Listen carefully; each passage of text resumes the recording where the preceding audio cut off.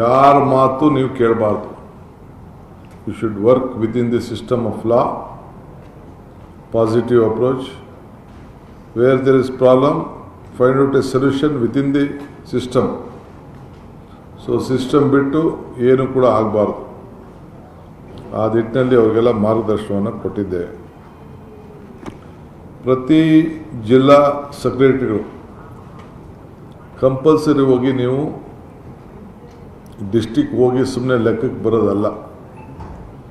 ಆ ಡಿಸ್ಟಿಕ್ಕಲ್ಲಿ ಎಷ್ಟು ತಾಲೂಕುಗಳಿದೆ, ಆ ತಾಲೂಕಿಗೂ ಹೋಗಿ ಅಲ್ಲೂ ಕೂಡ ರಿವ್ಯೂ ಮಾಡೋಂಥ ಒಂದು ವಿಚಾರಧಾರೆಗಳನ್ನು ತಾವಿಟ್ಕೋಬೇಕು. ಆ ತಾಲೂಕಲ್ಲೂ ಕೂಡ ಈಗ SIR ನಡೀತಾ ಇದೆ. ಈ ರಾಜ್ಯದಲ್ಲಿರುವಂಥ ಮತದಾನದ ಹಕ್ಕನ್ನು ಯಾರೂ ಕೂಡ ಕಳ್ಕೋಬಾರ್ದು. SIRಲ್ಲಿ ಎನ್ರೋಲ್ ಮಾಡ್ಕೊಳ್ಳಿಲ್ಲ ಅಂದರೆ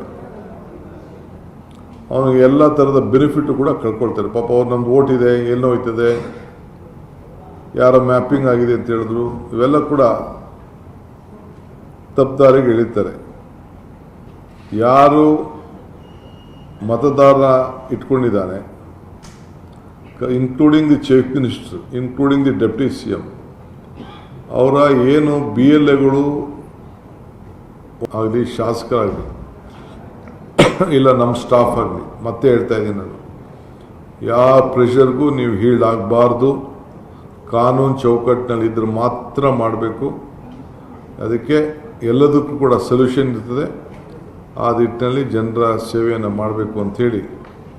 ಏಕೆಂದರೆ ಯಾವ ಇದಕ್ಕೂ ನಮ್ಮ ಮಂತ್ರಿಗಳು ಕೆಲವೆಲ್ಲ ಹೊಸಬರು ಇರ್ಬೋದು, ಒಳಗರು ಇರ್ಬೋದು, ಯಾವುದೋ ಒತ್ತಡದ ಮೇಲೆ ಸೈನ್ ಹಾಕ್ಸೋಕ್ಕೆ ಪ್ರಯತ್ನ ಮಾಡ್ಬೋದು. ನೀವು ಯಾವ ಕಾರಣಕ್ಕೂ ಹೀಲ್ಡ್ ಆಗಬಾರ್ದು ಔಟ್ ಆಫ್ ದಿ ಸಿಸ್ಟಮ್ ಅಂಥೇಳಿ ಅವ್ರಿಗೆ ಹೇಳಿದ್ದೇನೆ. Free, fair, corruption free government ಕೊಡಬೇಕು.